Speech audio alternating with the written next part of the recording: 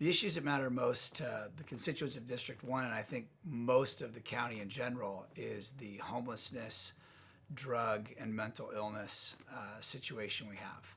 Getting housing and all the things to get them back on their feet could seem insurmountable, but sometimes just going up to them and having an encouraging conversation with them sparks, maybe one of the 10 actually going over to the mission, getting a meal, and then the next thing you know, they're down at the county filling out CalFresh paperwork, and then before you know it, they're in transitional housing, and then they have an actual long-term residence. That's the ultimate goal, and not taking for granted that just little small acts are really impactful.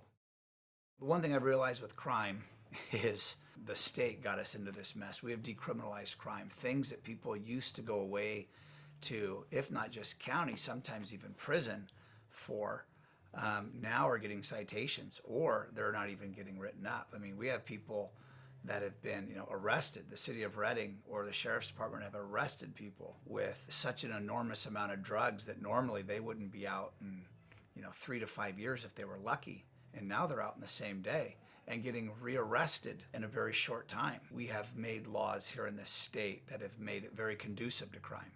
So that's why I'm excited about getting the jail project moving, breaking ground. The Sheriff's Department's doing a great job in recruiting. Numbers are coming up, so I think we'll be able to reopen a floor of the jail eventually. I know Sheriff Johnson, like I said, and his team are working tirelessly at that because they want that. They want to get more people off our streets that don't need to be on our streets. So I'm thankful for the work that everybody in the Sheriff's Department's doing. What I've learned from being on this side of it now as an elected official is things in the private sector that would take hours now take days, and things that takes weeks now take months.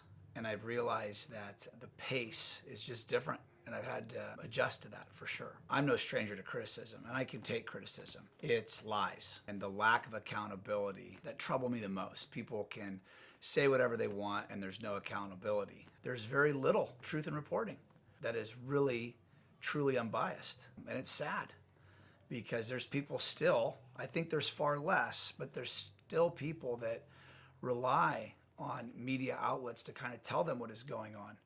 But I think in the last 2 to 3 years, I think a lot of people have started to put things together and realize things aren't adding up and maybe there's more to it. So I think our challenge is just getting people involved that really want to understand what's going on and being a part of the solution.